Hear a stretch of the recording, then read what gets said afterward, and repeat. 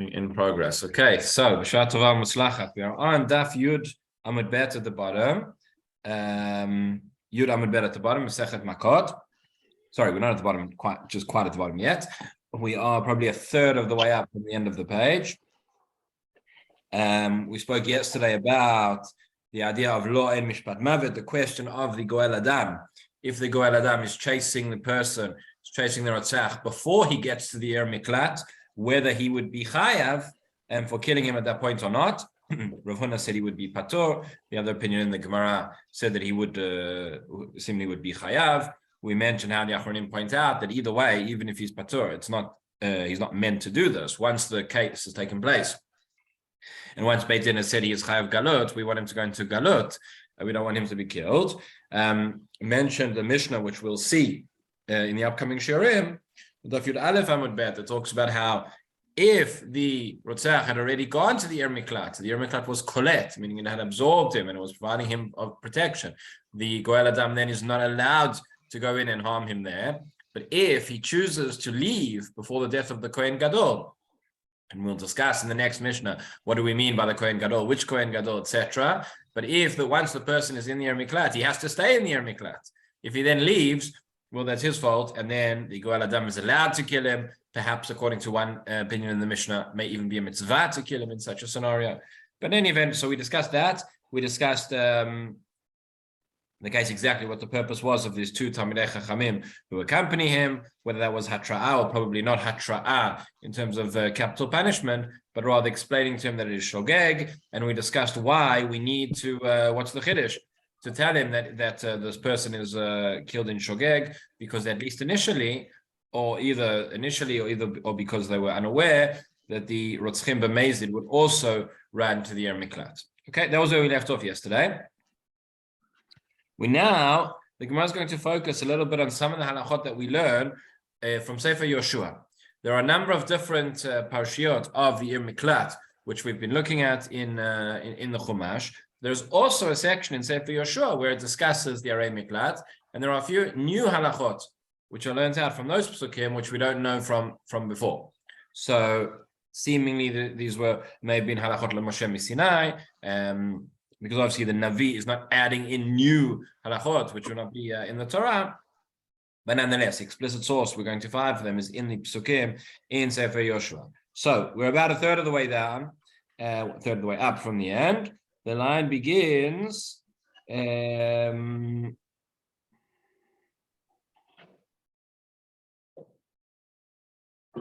So we're about halfway through the line. So probably about 10 lines up from the end of the Amud. It says Ir Sheroba Rotzchim. Ir Sheroba Rotzchim Eina Koletet. So if you have a city, if it gets to a point whereby the majority of the residents of that city are rotzchim, or people who have run to the Ir Miklat, then that no longer serves its function as an Ir Miklat. Why? Shenema v'diber bo'oznei ziknei ha'ir hahi et dvarav. Right, so this is from the pasuk in Sefer Yoshua. It's describing the process whereby one goes and runs the Ir Miklat, and it says, "Diber bo'oznei ziknei ha'ir." You'll speak in the word, in the ears of the elders of the city. Ziknei ha'ir et dvarav. The point is that it says et dvarav, meaning his words, meaning that which happened to him. V'lo shehushvu divrehen et dvarav. Not that what happened to everybody should be the same as what happened to him. Meaning the fact that it says over here dvarav, we learn out from that it's dvarav specifically, that this is a unique case. Right, he's coming along and he's explaining to the elders of the city, he's explaining to them that what happened to me is the following. I had this unfortunate incident where I killed somebody by mistake, and now I am required galut, and therefore I'm going to come and live in your city. But it's dvarav, it's something unique, it's something different, not something which is the entire city is the reason why they are there. And therefore, if the city is ruba rotzchim, then that no longer serves function as an Ir Miklat. When we say, by the way, ziknei ha'ir, literally means elders of the city. Ziknei ha'ir seems to refer to Beit Din as well. It's synonymous, meaning you have the Beit Din of the city, which are the elders. And based on the fact that the Gemara has now mentioned Ziknei Ha'ir, we're now going to go and see a number of different halachot relating to Ziknei Ha'ir. A number of different contexts where this comes up as well in the Psukim. So V'amar Rabbi Elazar, Ir she'ein bazkenim, eina koletet, deva'inan Ziknei Ha'ir v'leita. Okay, so not just that, what we've just said about Deberbos Ziknei Ha'ir. If there are no Ziknei Ha'ir, if you don't have a Beit Din in the city, then it can't serve as an Ir Miklat. Right now, and probably again, what the Gemara is talking about here, we know we have the 6 array Miklat, which are specific, which are designated for that purpose. We also have the 42 array Leviim, so this would apply to those as well. So if there is no Ziknei Ha'ir, if there's no Beit Din, then it is not an Ir Miklat. For Rabbi Elazar, this is what we just said. Amar Rabbi Elazar, Ir she'ein bazkenim, eina koletet ba'inan Ziknei Ha'ir v'leika. So now, the Gemara quotes a number of different sources in Halacha, different psukim, which also mentions Ziknei Ha'ir. And the question is, each time when the Torah talks about the Ziknei Ha'ir, does that mean that this is an absolute requirement, that without them this Halacha would not apply, as we just saw in the case of the Ir Miklat? Or does it mean to say, no, this is a mitzvah, what the Gemara calls a mitzvah ba'alma, meaning it's better to do it that way, but nonetheless, there's no zikenim, they can still perform these halachot. So itma means we have now a source, an Amoraic source. Ir she'en ba zkenim, Rabbi Ami v'Rabbi Yassi. Chad amar koletet, v'chad amar eina koletet. Okay, so Rabbi Elazar just said that if you have a city with no zkenim, it is not koletet, it can't be an Ir Miklat. We now see there is a machloket amoraim between Rabbi Asi and Rabbi Ami, and it often happens, interesting, specifically with Rabbi Ami and Rabbi Asi and other Tanaim and Amoraim as well. You know, sometimes you have a machloket, and the Gemara says, Rabbi Yochanan says X, Reish Lakish says Y. Well, sometimes it says there's a machloket. We're not sure who said what. We know one said this and one said that. We're not actually sure who said what. And the Gemara actually points out over here, we're going to see a number of different machlokot, which are not related necessarily one to another, following these. But what is common by all of them is that all of these machlokot are chadamar and chadamar, right? Where it's one said this way, one said that way. We're not sure which of the two Tanaim or Amoraim said which opinion. So Rabbi Ami and Rabbi Yassi, one says that you can have an Ir Miklat without Ziknei Ha'ir, and one says you can't. Continues the Gemara. Now we are 6 lines from the bottom of the page. Leman de amar eina koletet ba'inan Ziknei Ha'ir v'leika. The one who says that it is not koletet, meaning it can't operate as the Ir Miklat. So it says in the pasuk Ziknei Ha'ir, you need the elders of the city, and you don't have them.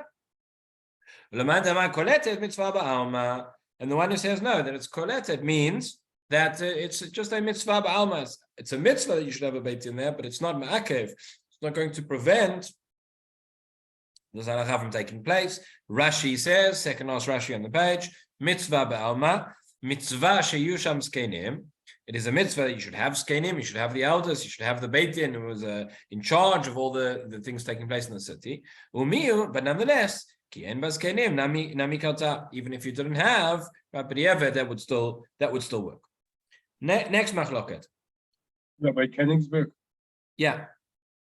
Rabbi Elazar is a Tana or Namara?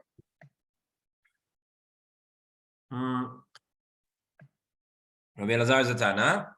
So you're asking how can somebody be cholek on him and Amora?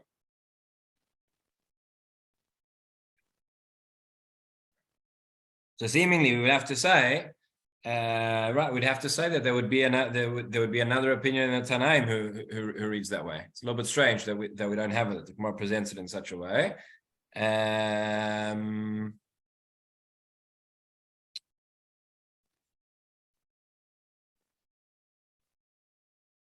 Yeah, it's a good question. I don't have an answer for you right now. I think we'd probably have to say that we'd expect it to be another opinion in Tanaim, which would be presented, and in this case, it's not.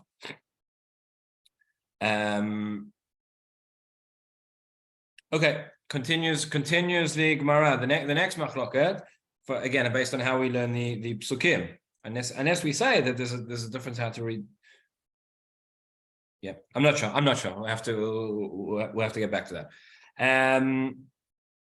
Ir she'en bas kenim Rabbi Ami Rabbi Yassi Chad amar nasaba ben sorer more v'chad amar ein nasaba ben sorer more. Right, these next two machlokot are going to follow the same format. Now we're dealing with the ben sorer umore. The case, very, very strange case, which the Torah tells us about, where you have the machloket in the Gemara and Sanhedrin, whether it actually ever took place in practice or not, or whether it's just a case which is taught in the Gemara for the purposes of drosh v'kabel schar, that we just learn it in order to get reward. Because everybody asks the question: if you have a case, right, we have enough to learn in the Torah, which is practical, and we'll never get through that. Why do we need things which are not going to be relevant in order to drosh v'kabel schar? Right? We have enough to learn drosh v'kabel schar. Why invent cases? The answer is, even if we say that this is a case which was never going to happen, drosh v'kabel schar means it's not just something which is irrelevant. It means it has lessons. It means it has moral principles and things that we can derive from it. Rav Hirsch, in his commentary on Chumash, is a very interesting explanation in terms of what the Ben Sorer Moreh is. But basically, you have the case whereby there's a child, and it's a very limited case, which is why there is an opinion that it never could actually take place in practice. But you have this child who doesn't listen to his parents. He is rebellious. He goes and he becomes greedy. He steals money from them in order to buy himself meat and drink himself wine, and he gets involved in all sorts of things he should not be getting involved in. And the Torah says an amazing thing. It says, in this case, and this is the only case, it says yamut zakai val yamut chayav, meaning if he carries on in this path, the Torah testified about him that he's going to act in a worse way. He's ultimately going to be chayav mita in a way that he's going to lose his olam haba as well. And before he does that, it's actually a chesed for him that he should be that he is put to death. Again, very, very strange case, and according to most. According to one opinion in the Gemara, it never could have happened. Right? What about what we discussed yesterday or the day before? Principle of free will. A person can always decide to change. So that's something which some of us should grapple with in terms of this case. But in any event, regarding the Ben Sorer Moreh, so Rabbi Ami and Rabbi Yassi argue. They say, could you have this case in a city which doesn't have a Beit Din, which doesn't have Ziknei Ha'ir? According to one, yes. According to one, not. So again, says the Gemara, now 4 lines from the end of the page. The one who says it could happen, it doesn't happen because you need Ziknei Ha'ir, which you don't have yet.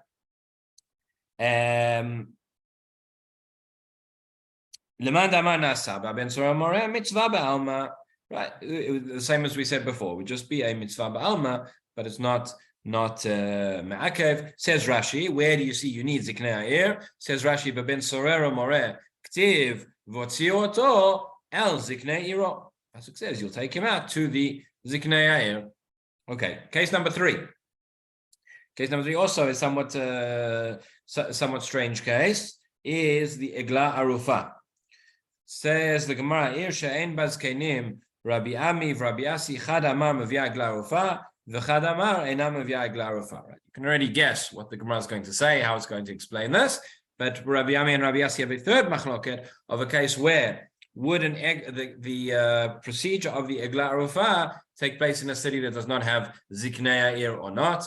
Egla Arufa, this is the case whereby a corpse is found in between cities, the person was killed, and nobody knows who did it. There's no one to take responsibility. You measure the distance to the nearest city where that person was from where that person was found, and we assume that city was responsible. The stranger was in their midst. They let him go in a dangerous situation without escorting him out of the city, and the zkenim, the Beit Din of that city, have to take responsibility through this procedure of the Egla Arufa. So says the Gemara, right,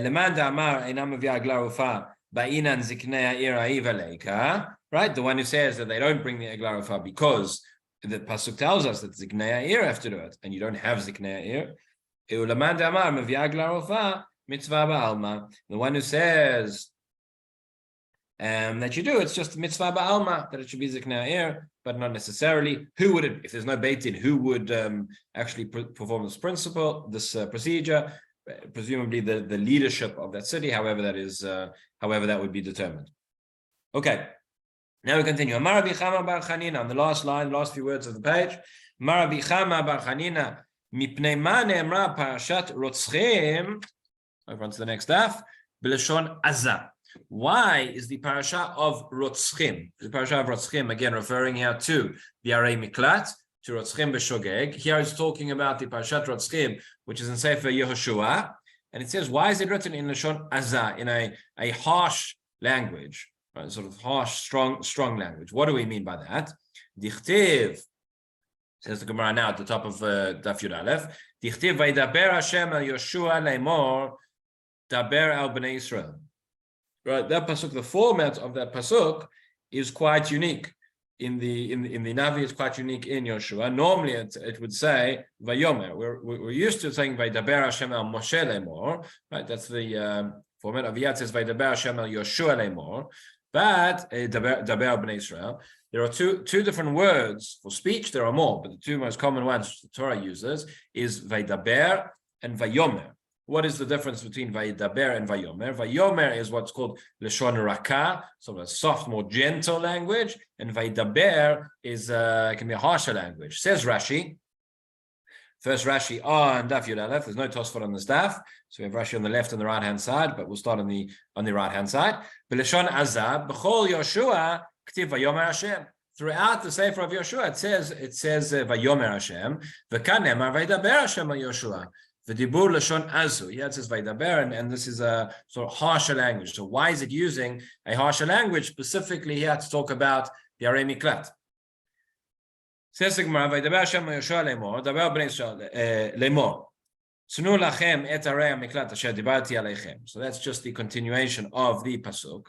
Mipnei shehein shel Torah. Answers the Gemara, somewhat cryptic answer. Mipnei shehein shel Torah, because they are shel Torah. Because this is a mitzvah specifically, which is coming from Torah, it's the same thing as was written in the Torah. That's why it's written in that way. Some Farshim say that just like this is a continuation of the very same parasha that was taught in the Chumash of Vaydaber Hashem el Moshe lemor there. So here it's Vaydaber Hashem el Yoshua lemor. Says Rashi, Mibnei she'en shel Torah, aval sha'ar amirot.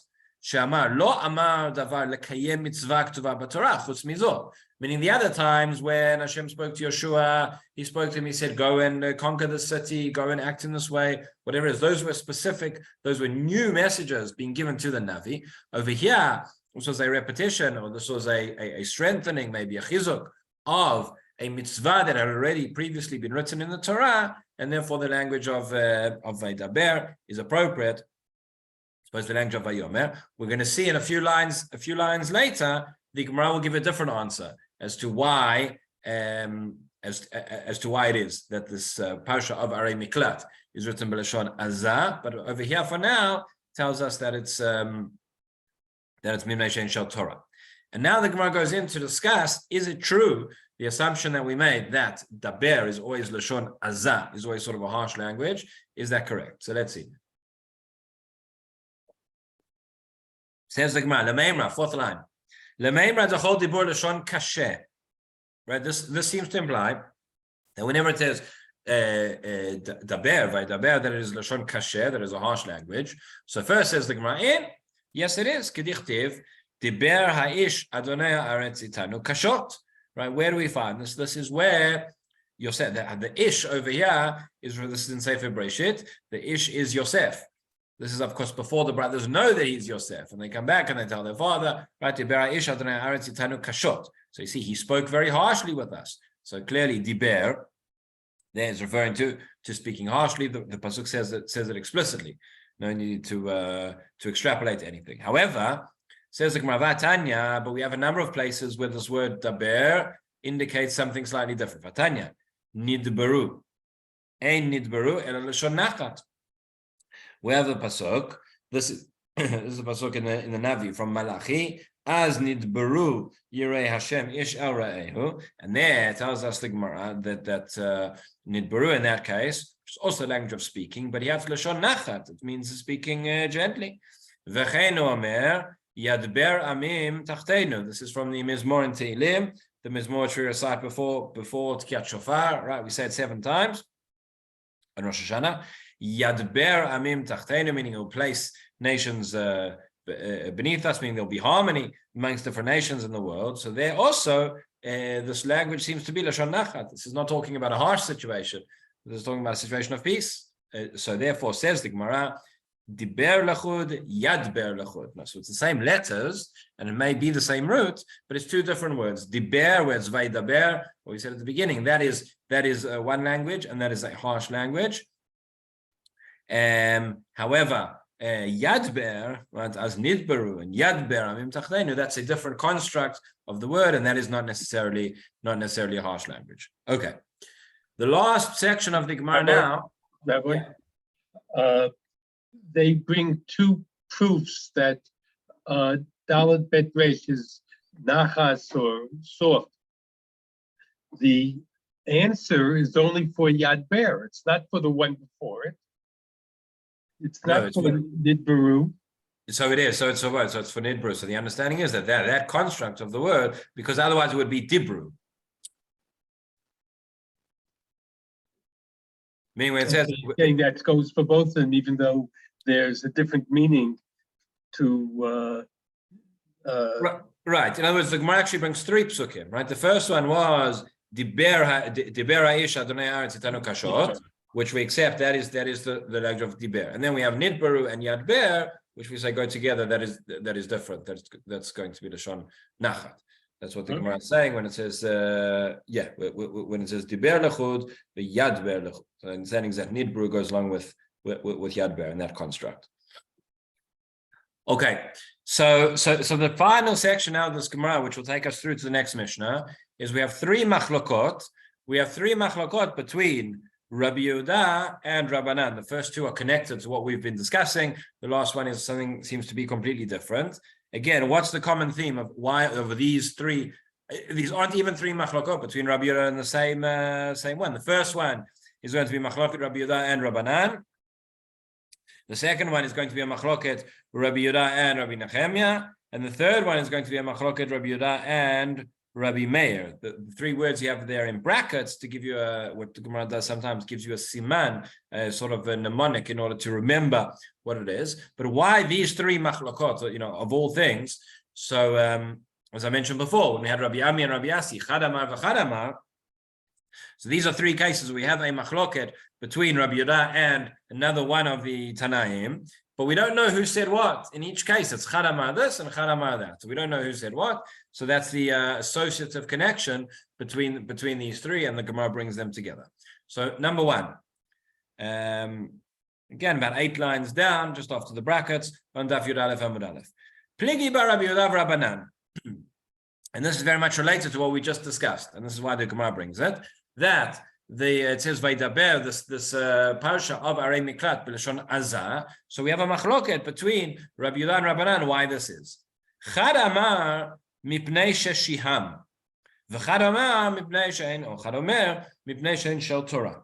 Right? One says, well, the second one is what we've already explained because they are shel Torah, but the first one says no, it's not because of that. It's because sheshiham, because he delayed, because he tarried in setting them aside. It says Rashi, the last Rashi on the wide lines at the top, mipnei sheshiham shelo ifrisham la'achar shechaku miyad ad shene'amar lo mepi HaKadosh Baruch Hu. Right? I mean, why is it Vaidaber? It's harsh. There is an implied criticism here of Yeshua that he did not separate the cities immediately once they'd allocated the land, but he waited until HaKadosh Baruch Hu told them, and that's why we have this. Only once we have this pasuk, this section, right? The section is towards the end of Sefer Yoshua. Once the land has already been conquered and it's been divided up, so at that point it should have had the Arei Miklat should have been set aside. But no, before he set them aside, according to this opinion, the fact that HaKadosh Baruch Hu had to tell him and instruct him again, for that he is criticized. Of course, we're criticizing Yeshua, we're criticizing him at his level. But if you contrast, but we can understand, if we contrast to Moshe Rabbeinu, to this result of Moshe Rabbeinu, where we saw and we discussed at length how even though the Arei Miklat were not yet collected, it was those three on Ever HaYarden that Moshe Rabbeinu set them aside immediately, right, without any delay. So we contrast that and we say now, so how Moshe Rabbeinu could not wait, and he set aside those Arei Miklat. He wanted to fulfill that mitzvah, even though he could not really fulfill it. Now Yoshua, in his generation, they could have, they had the opportunity to finally fulfill the mitzvah and complete it. Set those cities aside. Why did he wait? So that is that opinion that says, Mipnei Sheshiham, because he waited. The other opinion, of course, as we've seen, is Chadomem Mipnei Shein Shel Torah, just the fact that these are words of Torah, not necessarily a criticism. Okay. So that is Machloket number 1. Machloket number 2, also related to Yoshua. Veichtov Yoshua Tadvorim Ha'ele B'Sefer Torat HaElokim. Okay, so this is the pasuk. That's what it says. Yoshua wrote these words in the book, in the Sefer of Torat HaElokim. The question, of course, is going to be, what is Torat HaElokim referred to, and what is Hadvarim Ha'ele? What are these words? And this machloket is going to parallel another machloket that we have in the Gemara in Bava Basra. Over there, the Gemara asks, who wrote the last 8 psukim of the Torah? Who wrote the last 8 psukim of the Torah? Because those are the psukim which deal with the death of Moshe Rabbeinu. So we know that the Torah was written down by Moshe. And so on the one hand, if anybody else wrote down the words of the Sefer Torah, it wouldn't be kosher. And right, the Torah had to be written by Moshe. So one opinion is that yes, he wrote those words. How could he write those words? Meaning, how could he write something that's not true? If he hadn't died yet, how could Moshe Rabbeinu write that he died? So this was a Gezerat HaKatuv, I suppose, right? He was allowed to write it because he had to. It was more important that it should be written by Moshe Rabbeinu. That is one opinion in the Gemara over there. The other opinion is no. Moshe can't write something. The Gemara says how he wrote it with tears, right? It says that he can't write something which is not true. If the Torah is talking about the death of Moshe Rabbeinu, it must have been written by somebody else. Who else could have written it? It could only be Yoshua. Okay, so that is a machloket which the Gemara has over there as to who wrote those last 8 psukim of the Torah. There, the subject is right, the last 8 psukim of the Torah, whether it was written by Moshe Rabbeinu or whether it was written by Yoshua. So that is going to correspond to the machloket we have here. The machloket we have here is based. The focus now is not the Chumash, but the focus is in Sefer Yoshua, and there it says Veichtov Yoshua Tadvarim Ha'ele B'Sefer Torat HaElokim. Since it says it was written by Torat HaElokim, that could imply that it's referring to those last 8 psukim. So the one over there who says that Yoshua wrote the last 8 psukim would make sense to say over here that that's what it's referring to as well. And the other opinion would say differently. So says the Gemara, says our Gemara in Makkot, Pligi ba Rabbi Yehuda Rabbi Nechemia.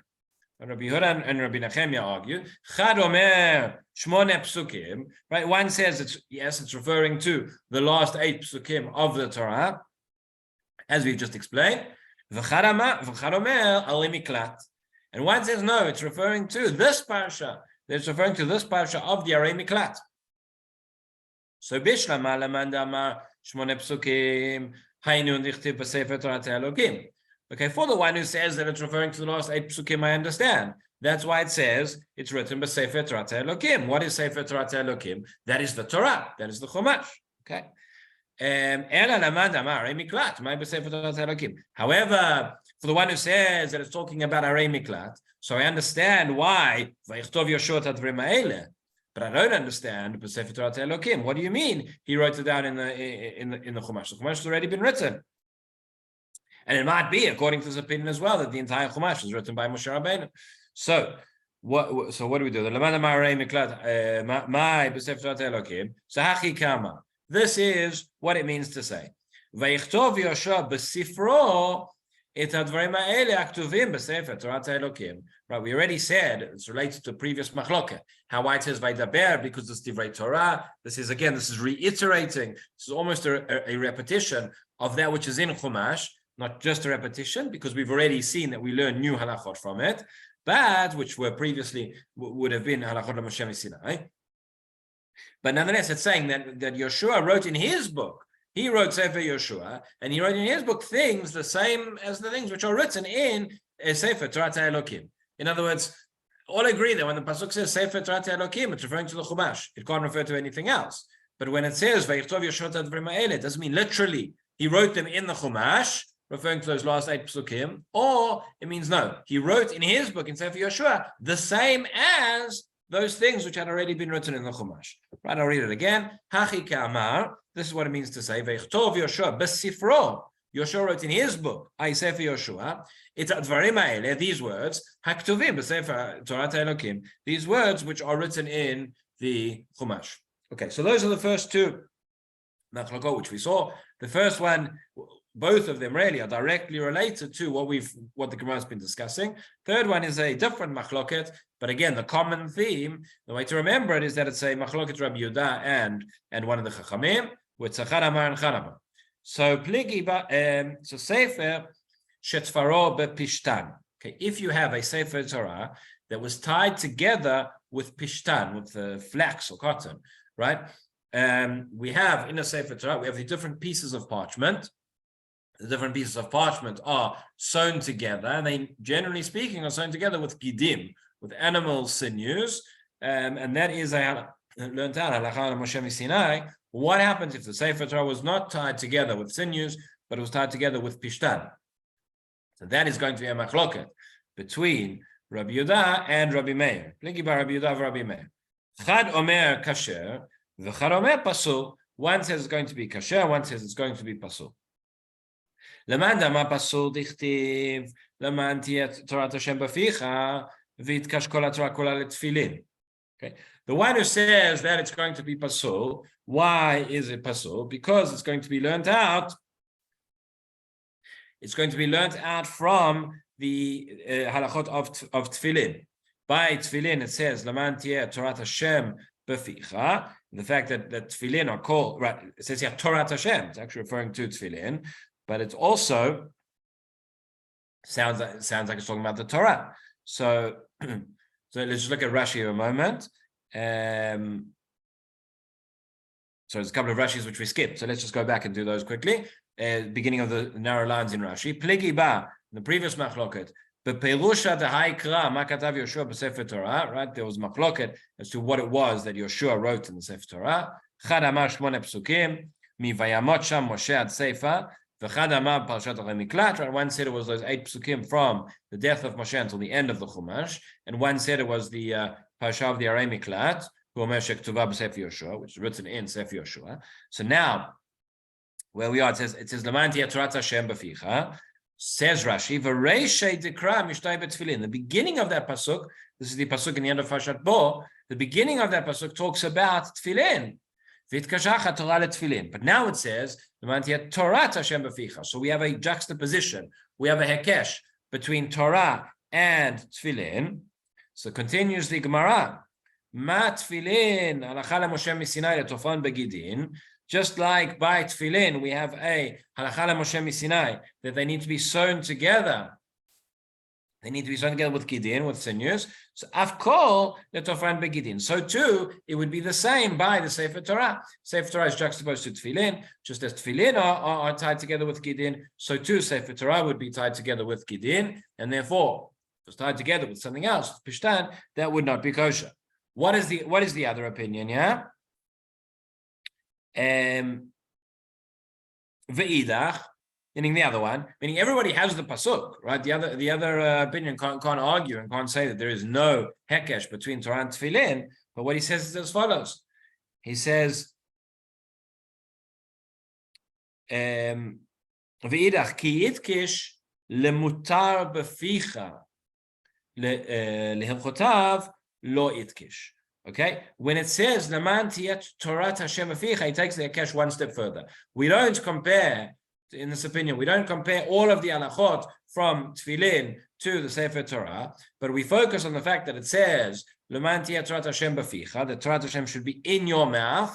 So we compare it to that which is in your mouth. In other words, that which is allowed to be in your mouth, i.e., that which is a kosher animal, the parchment, etc., for the Sefer Torah, just like tefillin, has to come from an animal which is motar b'ficha, an animal which is a kosher animal. But it's not to say that we do the, as opposed to the previous opinion which said itkish kol haTorah kula letefillin. Here it says itkish lemotar b'ficha, but lehilchotav lo itkish. For the rest of its halachot, we don't learn it from that, and therefore by the tefillin it would be pasul, but by the Sefer Torah it would be kasher. Says Rashi lehilchotehen ledavar she'eino katuv b'Torah. In other words, for these extra halachot, the additional halachot which are not written in the Torah, u'b'tfilin gufayu lo gamrina le'ela melacha Moshe miSinai. But for tefillin, we only learn that from Halacha Moshe miSinai, lo yafinan be'ekesha.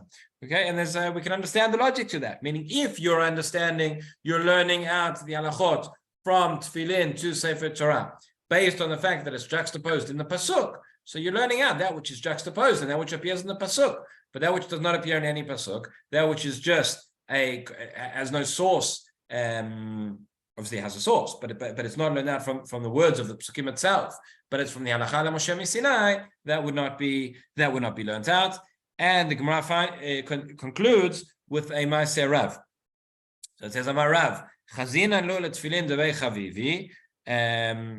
Devei chavivi over here explains Rashi is referring to his uncle, which is Rabbi Chia. So says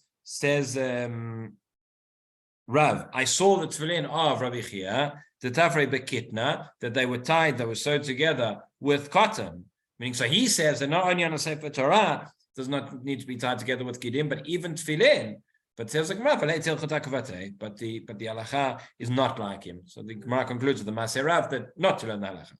Okay, and that is the end of that. And that is the end of that section, which brings us on to the next Mishnah. Okay, so I think we'll just we've got a few minutes left, so we'll just quickly read the Mishnah, and then we'll conclude, and we'll go back into it. We'll go back into it next week. Next week we'll pick up from the Mishnah. Does this all tie in to what we started off in Ir Miklat, where if there are no skenim, then maybe one thing, and if there are skenim, it's another thing, and then ultimately now we go into all these cases.